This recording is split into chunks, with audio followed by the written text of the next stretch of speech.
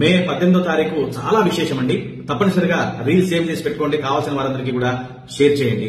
ఆ రోజు షష్ఠి అధిపతి సుబ్రహ్మణ్యుడు, అదే రోజు ఉత్తరాషాఢ నక్షత్రము అధిపతి కుబేరుడు. కుబేరుడు ధనాన్ని ఇస్తాడు, సుబ్రహ్మణ్యుడు షష్ఠి కావటం చేత సుబ్రహ్మణ్యుడు అప్పులు తీసేస్తాడు, సంతానాన్ని కూడా ప్రసాదిస్తాడు. కాబట్టి తప్పనిసరిగా షణ్ముఖ స్తోత్రము 9 సార్లు పారాయణ చేయండి.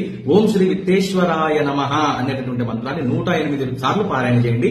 పొద్దున పూట 8 గంటల లోపుగా చేయండి.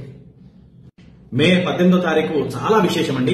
తప్పనిసరిగా రీల్ సేవ్ చేసి పెట్టుకోండి. కావాల్సిన వారందరికీ కూడా షేర్ చేయండి. ఆ రోజు షష్ఠి అధిపతి సుబ్రహ్మణ్యుడు, అదే రోజు ఉత్తరాషాఢ నక్షత్రము అధిపతి కుబేరుడు. కుబేరుడు ధనాన్ని ఇస్తాడు, సుబ్రహ్మణ్యుడు షష్ఠి కావటం చేత సుబ్రహ్మణ్యుడు అప్పులు తీసేస్తాడు, సంతానాన్ని కూడా ప్రసాదిస్తాడు. కాబట్టి తప్పనిసరిగా షణ్ముఖ స్తోత్రము 9 సార్లు పారాయణ చేయండి. ఓం శ్రీ విత్తేశ్వరాయ నమః అనేటటువంటి మంత్రాన్ని 108 సార్లు పారాయణ చేయండి. పొద్దున పూట 8 గంటల లోపుగా చేయండి.